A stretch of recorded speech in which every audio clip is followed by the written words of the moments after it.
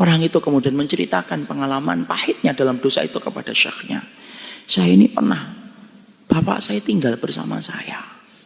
Tinggal sama saya. Ketika kemudian beliau tinggal sama saya, maka kemudian tinggal di satu rumah dengan saya. Ada sebuah kamar. Karena bapak saya semakin sepuh dan semakin tua, banyak sekali makanan yang tidak habis, minuman yang kemudian jatuh. Lalu kemudian menciptakan bau yang tidak enak, yang menyengat, yang keluar dari kamarnya. Aku tidak sabar. Lalu kemudian aku berpikir bagaimana bisa ngeluarin bapak saya ini dari rumah saya ini. Kemudian dia punya rumah yang besar, Pak. Di dalam rumah itu ada gudang di depan garasinya. Kemudian dia mengatur cara bagaimana kemudian bapaknya dipindah ke gudang itu. Gudang itu dibersihkan sama dia. Dialih fungsikan untuk menjadi kamar. Kemudian dia berbohong dan berdalih kepada bapaknya. Pak, kalau bapak di sini di dalam rumah ini, bapak nanti akan kebisingan dengan suara anak-anak. Bapak keluar aja, bapak pindah aja ke kamar depan.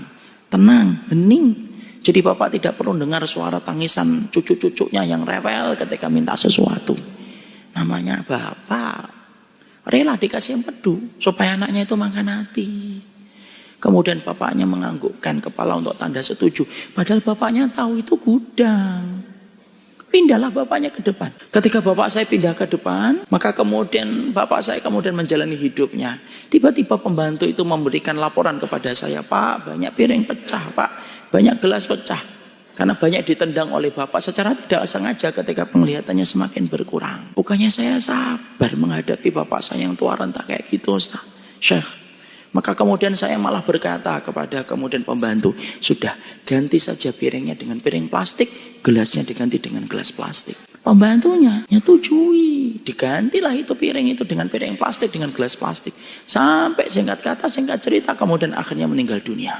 Apa yang terjadi setelah nguburkan, kemudian itu beberapa hari, dia ingin kembali untuk mengalihfungsikan kamar itu kembali menjadi gudang. Dialihfungsikan kembali menjadi gudang.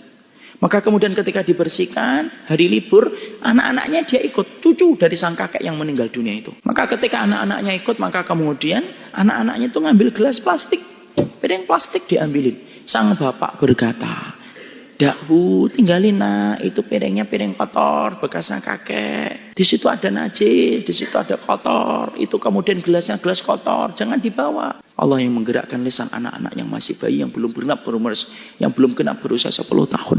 Anak-anak itu kemudian berkata kepada bapaknya, enggak, kami akan simpan piring ini, kami akan simpan gelas ini. Nanti kalau Abi sudah tua kayak kakek, kami akan berikan piring plastik dan gelas plastik ini.